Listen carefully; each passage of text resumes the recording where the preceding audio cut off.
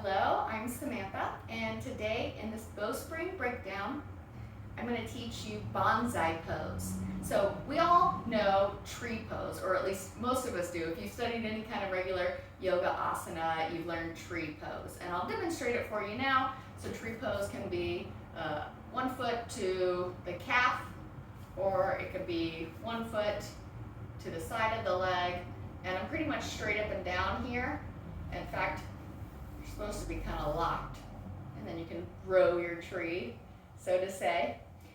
In other practices or styles, sometimes tree pose is done in a half lotus, which I used to really like. Actually, I still do like this. This is pretty cool. In the Bowspring, it's going to be quite different, and it's called Bonsai Pose. So when you think of a bonsai, you might think little tree. And this isn't a little thing that we're doing here. So the Bowspring, we actually get bigger. Our hearts get bigger. Our radiance gets bigger. And we're no longer trying to shrink or be small. We're trying to express ourselves and perhaps get wider in the process.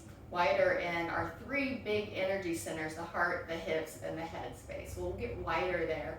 And we'll get longer and more tapered in our cores, the neck and the waist. So Bonsai Pose is not a little pose. It's not a little tree.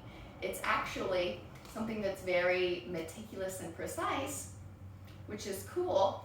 A bonsai tree is not a haphazard tree. A bonsai tree is a planned tree. And this pose is very much planned, not for aesthetic purposes, but for functional purposes. So we're going to be honoring the curves and the spirals of the body.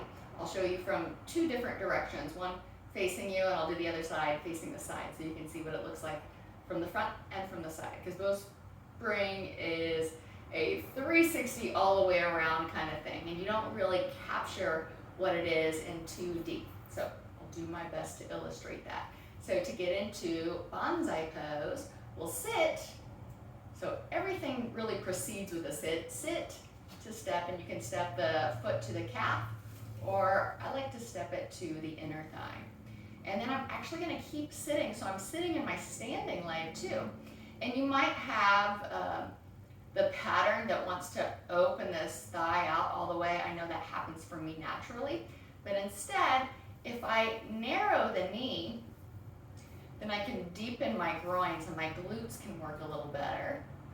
Also, if you find that your foot keeps sliding, maybe put your foot on your bare leg, or push your other thigh bone into your foot with the same force that you're pushing your foot into your leg. So this is not a light pressure. I've got a firm pressure of one into the other, and that helps me root my sits bones back. My groins get deeper.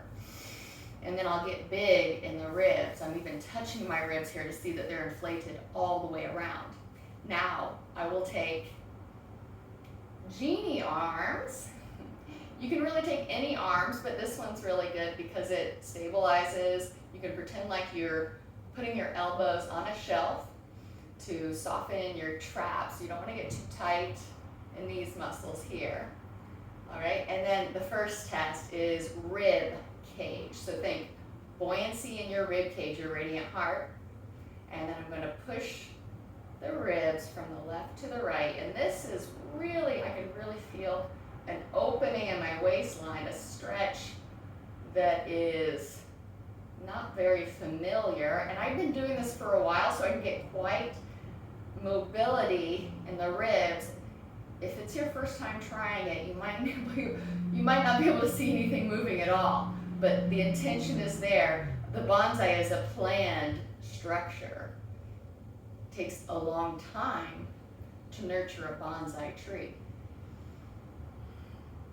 Good. Once you've played around with that, we'll try moving the hips. They'll go back and to the left and back and to the right. I've been trying this one for a long time too, and it doesn't really look that smooth with me. Woo! But the effort is there. And then here's the hardest one at all. This one really tests your foot strength. All right, I'm going to open my front body, or rather keep it open, and then turn the gaze slowly to the left and the right. If you can see my foot, you see it's a little bit wobbly. Wobbling is good. Wobbling is gaining strength and new patterns. I'm going to sit to step, and then I'll do the other side. I'm going to do this from the side so you can get a different view of what I'm doing. I'll sit. Let me go this way instead. So I'll sit, and then I'll step foot up, and instead of that floppy thigh, I'm going to lift it up, narrow my groins. Okay, bonsai. I'll put the other hand on the other elbow to make it equal.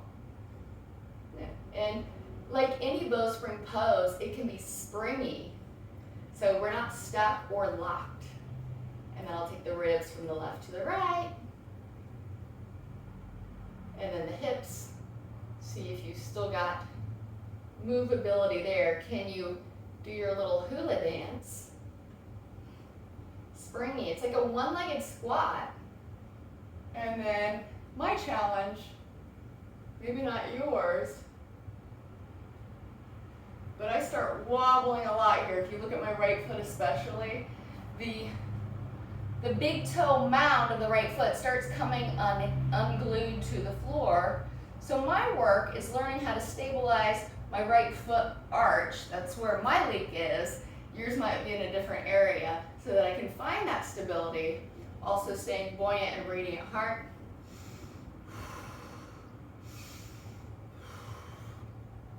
There you have it. Sit to step to come out of it. Bonsai pose. I hope you enjoyed it. Let me know what you think, and I'll see you next time.